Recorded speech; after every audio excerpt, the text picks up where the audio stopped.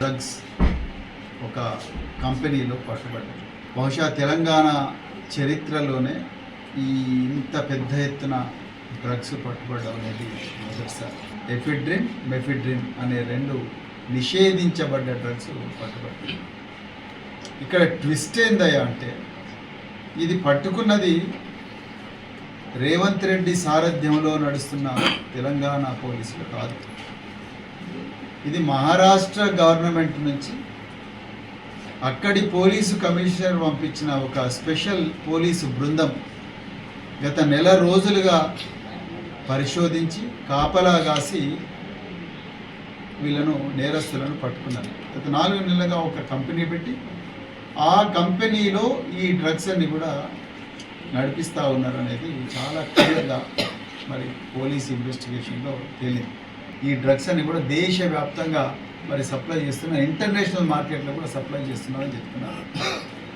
ఇలా మరి తెలంగాణ పోలీసులు పట్టుకోవాల్సిన తెలంగాణ పోలీసులు, తెలంగాణ డ్రగ్స్ అధికారులు, తెలంగాణ ఇండస్ట్రీస్ అధికారులు ఏం చేస్తున్నారు అనేదే ఇక్కడ ప్రశ్న. ఈ రాష్ట్రంలో ముఖ్యమంత్రి సారథ్యంలో నడుస్తున్న హోంశాఖ ఈ డ్రగ్స్ను పట్టుకోవడంలో ఘోరంగా విఫలమైంది.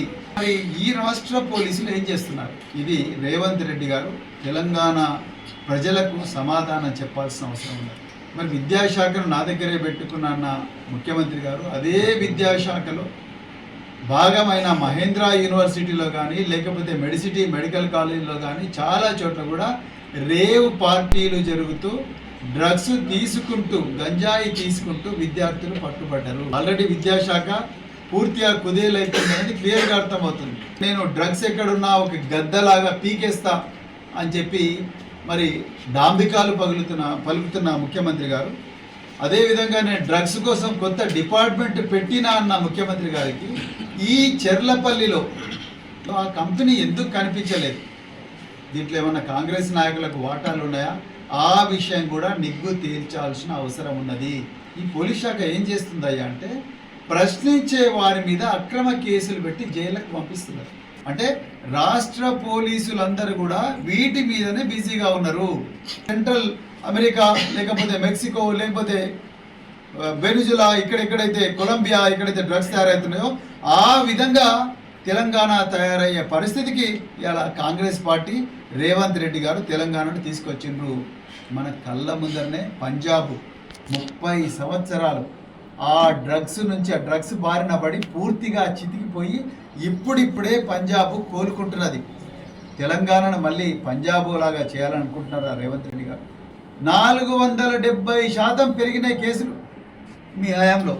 దీనికి నైతిక బాధ్యత వహించి హోంమంత్రి అయిన రేవంత్ రెడ్డి గారు వెంటనే రాజీనామా చేయాలి. ఇంటిగ్రేటెడ్ కమాండ్ అండ్ కంట్రోల్ సెంటర్ను కేసీఆర్ గారు 700 కోట్ల రూపాయలతోని గొప్పగా మరి కడితే ఆ ఇంటిగ్రేటెడ్ కమాండ్ అండ్ కంట్రోల్ సెంటర్లో మీరు డ్రగ్స్ మీద, మాదక ద్రవ్యాల మీద, వీటన్నిటి మీద రివ్యూ చేయాల్సింది పోయి మీరు రాజకీయ పార్టీ కార్యకలాపాల కోసం దాన్ని వాడుకుంటా ఉన్నారు. గాంధీభవన్లో చేయాల్సిన పనులు గాంధీభవన్లో చేయండి. ఇంటిగ్రేటెడ్ కమాండ్ సెంటర్లో మీరు క్రైమ్ను రివ్యూ చేసేదంటే క్రైమ్ రివ్యూ చేయండి హోంమంత్రిగా. అని అవి చేయకుండా మీరు రాజకీయ కార్యకలాపాలు వాడుతున్నారు. మీ ఫోకస్ అంతా కూడా ఈ ప్రతిపక్షాల గొంతు నొక్కే దాని మీదనే ఉంది తప్ప ఇంకొకటి లేదు. అందుకొరకు దీని మీద మీరు అర్జెంటుగా రాజీనామా చేయాలి, ఈ ప్రభుత్వాన్ని బర్తరఫ్ చేయాలని చెప్పేసి మేము గవర్నర్ కోరుతా ఉన్నాం.